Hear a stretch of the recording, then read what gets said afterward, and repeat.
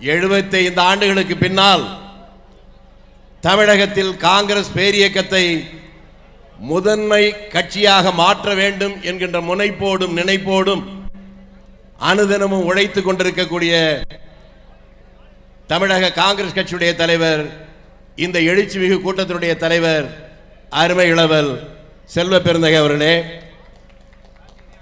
மேடையிலும் முன்னாலும் குழுமி இருக்கக்கூடிய தலைவர்களே, தேசிய உறவுகளே, தமிழ் சொந்தங்களே, உங்கள் அனைவருக்கும் வணக்கம். காலத்தின் அருமை கருதி நண்பர்களே, இன்றைக்கு நாம் எல்லாம் இப்படி சுதந்திரமாக இங்கே இருக்கிறோம்.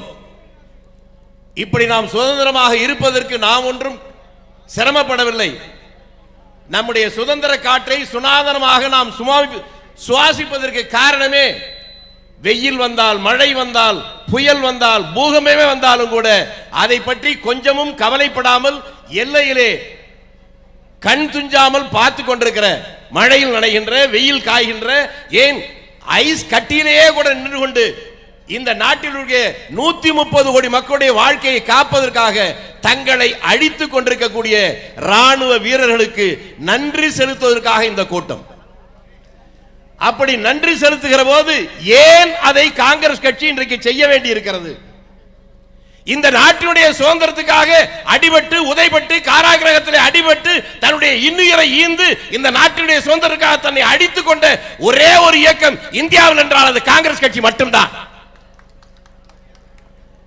பெற்றவளுக்கு தான் பிள்ளையுடைய அருமை தெரியும், முட்டையிடுகின்ற கோழிக்குத்தான் வலி தெரியும். அப்படி பெற்ற சுதந்திரம் இன்றைக்கு பறிபோகின்ற நிலையிலே கடைகோடி தண்டனுக்கும், அது சாதாரண பெண்களுக்கு கூட அதிகாரம் வர வேண்டும் என்று காங்கிரஸ் கட்சி சட்டத்தை கொண்டு வந்து பஞ்சாயத்து ராஜ் மூலமாக எங்கள் கிராமம், தமிழ்நாட்டிலேயே ஆதிக்கவாதிகள் அதிகம் இருக்கக்கூடிய நங்கவரம், நாடுவாதி நங்கவரம் பாதி என்று சொல்லுகிற அந்த ஊரில், மிகப்பெரிய பண்ணையார்கள் இருக்கிற ஊரில் இன்றைக்கு பஞ்சாயத்து போர்டு தலைவி எங்கள் ஊரை சேர்ந்த ஒரு சாதாரண பெண்மணி.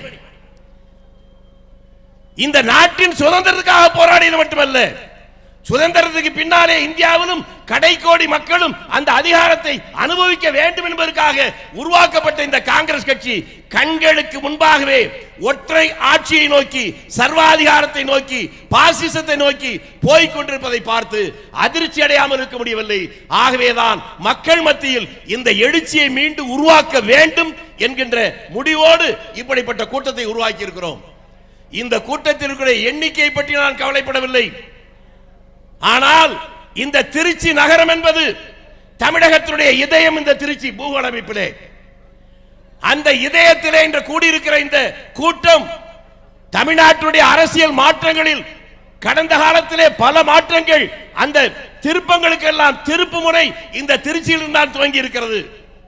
நான் மீண்டும் சொல்லுகிறேன், 75 ஆண்டுகளுக்கு பின்னாலே தமிழக அரசியலிலே ஏற்பட போகின்ற மிகப்பெரிய திருப்பத்திற்கான திருப்பு முனைதான் இந்த கூட்டம்.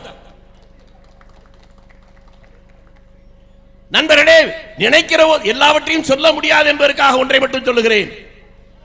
மத்திய பிரதேசத்தில் இருக்கிற ஒரு அமைச்சர் பேசியது உங்களுக்கு தெரியும். உலக வரலாற்றிலேயே பெண்கள் ராணுவ விமானத்தை இயக்குவதில் மிக திறமைசாலிகள் என்பது உக்ரைனை சேர்ந்தவர்கள் என்று மட்டும்தான் உலகம் நினைத்தது.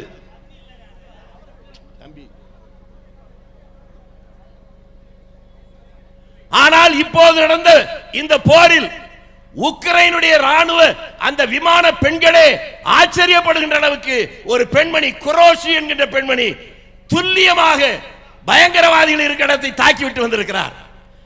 அது உலகத்தையே வியக்க வைத்திருக்கிறது. இந்த ராணுவத்தினுடைய முன்னேற்றம், விஞ்ஞான முன்னேற்றம், இதெல்லாம் இன்றைக்கு இருக்கிற ஆட்சியாளர்கள் கொண்டு வந்ததில்லை. என்றோ உலகமே தடை செய்து வைத்திருந்த அணுகுண்டை கூட இந்திரா காந்தி காலத்திலே நாம் வெடித்து பார்த்து விட்டோம். நவீன மாற்றங்கள் இங்கே வருவதற்கு மறைந்த ராஜீவ் காந்தி தான் காரணம் என்பது உலகமே அறியும். போர் என்று சொன்னால் சொல்லிவிட்டு போவதில்லை. நினைத்தார், அடித்தார், பாக்கை இரண்டாக உடைத்தார், தனி நாட்டை உருவாக்கினார் இந்திரா காந்தி. அவர் அதை வீரம் என்று சொல்லவில்லை. அதற்கு பின்னாலே வந்தவர்கள் கார்கில் வெற்றி என்றார்கள். நாம் வருகிற போது கூட மேஜர் சரவணுடைய நினைவு இதிலிருந்து வந்தோம். கார்கில் போரிலே மரணமடைந்தவன். அந்த கார்கில் என்பது எங்கோ கராச்சிக்கும் ராவல்பிண்டிக்கும் நடுவில் இருக்கிற ஊர் அல்ல, இந்தியாவுக்கு உள்ளே இருக்கக்கூடிய ஒரு இடம்தான் கார்கில் என்ற மலைப்பகுதி. அங்கே பாகிஸ்தானிகள் பல மாதங்களாக இருந்த போது அது அரசாங்கத்துக்கு தெரியவில்லை, ராணுவத்துக்கு தெரியவில்லை. மாடு மேய்க்கிறவர்கள் சொன்னதற்கு பின்னால் தான் அன்றைய பாஜக ஆட்சியாளர்களுக்கு தெரிந்தது. அதற்கு பின்னாலே போர் வெற்றி அடைந்ததற்கு பின்னாலே ராணுவ தளபதி சொன்னார், போஃபர்ஸ் பீரங்கி ஒன்று மட்டும் இல்லாவிட்டால் இந்த வெற்றி கிடைத்திருக்காது. கீழே இருந்து மலையில் இருக்கிறதை தாக்குவதற்கு வேறு ஆயுதமே கிடையாது, போஃபர்ஸ் பீரங்கி என்றான். அந்த போஃபர்ஸ் பீரங்கியை வாங்கியது இவர்களா? ராஜீவ் காந்தி அல்லவா? அந்த போஃபர்ஸ் பீரங்கியை வாங்குகிற போது அது ஊழல் என்று சொன்ன ஊழையிட்ட இந்த உண்மத்தர்கள் அந்த பீரங்கியை வைத்துத்தான் வெல்ல முடிந்தது. நீங்கள் பலவற்றை உன்னிப்பாக கவனிக்க வேண்டும். அந்த ராணுவத்தில் இன்றைக்கு வெற்றி பெற்றுகிற போது மத்திய பிரதேச அமைச்சர் சொல்லுகிறார், பாகிஸ்தானில் இருக்கக்கூடிய இஸ்லாமியர்களை அவருடைய சகோதரியை வைத்து கொன்றோம் இல்லையா? ஏனென்றால் குரோஷி என்கின்ற பெண்மணி இஸ்லாமிய சகோதரியா. உயர் ஜன்மம் இத்தேசத்தில் எய்துவராயின் வேதியராயினும் ஒன்றே வேறு குலத்தவராயினும் ஒன்றே என்று சொன்ன பாரதி பிறந்த மண்ணிலே அதை எதிர்த்து ஆவேசப்படாமல் இருக்க முடியாது. செப்பு மொழி 18 உடையாள் எனினும் சிந்தை ஒன்றுடையாள் என்றான். 30 கோடி மக்களின் சங்கமம் முழுமைக்கும் பொது உடைமை, ஒப்பிலா சமுதாயம் உலகுக்கே ஒரு புதுமை சொன்ன பாரதி உலகமன் இங்கே இருந்து தன்னுடைய உயிரை வெறுத்து பாகிஸ்தான் இருக்கக்கூடிய அந்த தீவிரவாதியுடைய முகாமை அழிவித்து வந்திருக்கக்கூடிய அந்த குரோசி என்கின்ற சகோதரியை இஸ்லாமிய பெண் என்று சொல்லி செத்தவர்கள் அவர் கொன்றது இஸ்லாமியர்கள் சொல்லி கேவலப்படுத்துகின்ற இந்த எச்சல் பேர்வழிகளை, இந்த அசிங்கமான பேர்வழிகளை தோல் உரித்து காட்ட வேண்டிய கடமை நமக்கு இருக்கிறது. அவர்களுக்கு ஒன்று புரியவில்லை.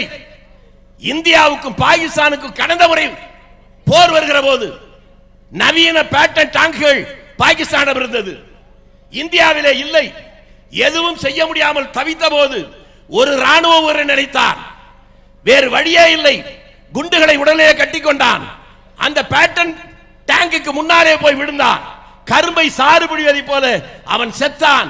அந்த குண்டு வெடித்தது, பேட்டன் டாங்கி சிதறியது. ஆக ஒரு பேட்டன் டாங்கி அழிக்க ஒரு மனிதன் உயிரை கொடுத்தான். அவருடைய பெயர் இதயதுல்லா என்கிற இஸ்லாமிய சகோதரன். இதிலிருந்து புரிந்து கொள்ள வேண்டும், இங்கிலாந்துக்கும் இந்தியாவுக்கும் பாகிஸ்தானுக்கும் போர் வருகிற போது கூட இந்தியாவுடைய பெயரை காப்பாற்ற, இந்தியாவுடைய வெற்றிக்காக தன்னுடைய உயிரை தருவதற்கு கொஞ்சமும் தயங்கவே இல்லாமல் அதை செயல்பட்டவன் அன்றைக்கும் ஒரு இஸ்லாமிய சகோதரன், இன்றைக்கு ஒரு இஸ்லாமிய சகோதரி. அவர்களை இந்த தேச துறைகளை போல காட்டி இந்த நாட்டில் ஒரு பிரிவினைவாதத்தை உருவாக்கி அதன் மூலமாக தங்களுடைய பதவி அரிப்பை ஆபத்தில்லாமல் தீர்த்துக் கொள்வதற்கு முயற்சிக்கின்ற இந்த மோடி பாஜக ஆட்சியை மக்கள் மத்தியிலே கொண்டு வர வேண்டும் என்பதற்காகத்தான் இந்த கூட்டம். விளக்கமாக பேச முடியாது, ஆனாலும் ஒன்றை நான் இங்கே மேடையிலே சொல்லாமல் இருக்க முடியாது. இங்கே இருக்கிறார் சூரஜ் ஹெக்டே, கொஞ்சம் அவருக்கு சொல்லலாம். நன்றி மறப்பது நன்றன்று. தமிழகத்தை பொறுத்தவரை இங்கே ஜீவாதார பிரச்சனை, காவிரி பிரச்சனை. அந்த காவிரியை தமிழ்நாட்டில் மட்டுமல்ல, அதை அதிகமாக பயன்படுத்துகிறவர்கள் திருச்சியும் தஞ்சையும் சேர்ந்த இந்த மக்கள் தான். 1977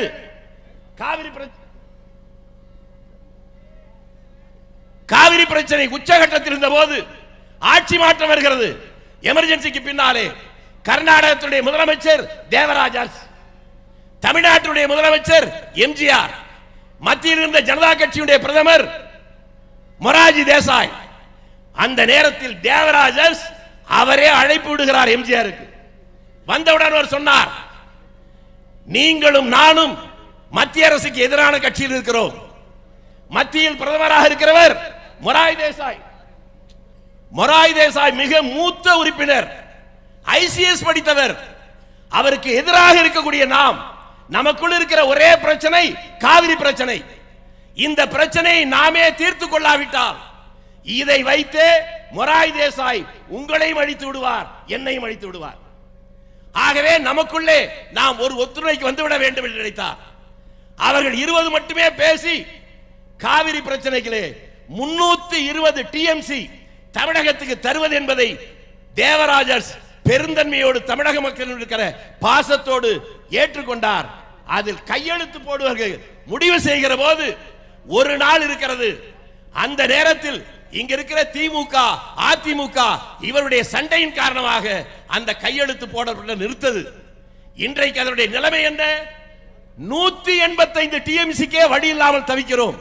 நீங்களும் நானும் மட்டுமல்ல, நம்முடைய எதிர்கால சந்ததியே இன்றைக்கு பாழாய் இருக்கிறது. அவ்வளவு பேரையும் காப்பாற்ற வேண்டும், உதவ வேண்டும் என்று நினைத்து அந்த தேவராஜ் அரசுடைய மகள் வைத்து பேரன் தான் இந்த சூரஜ் ஹெக்டே. ஆகவே அந்த தேவராஜ் அரசை போலவே தமிழர்கள் மீது இவருக்கும் பாசம் இருக்கும். ஏனென்றால் அவருடைய ரத்தம் இவருக்கு ஓடுகிறது. அவர் தமிழகத்துடைய பொறுப்பு செயலராக வந்திருப்பது உண்மையிலேயே நமக்கு பெருத்த மகிழ்ச்சி தருகிறது.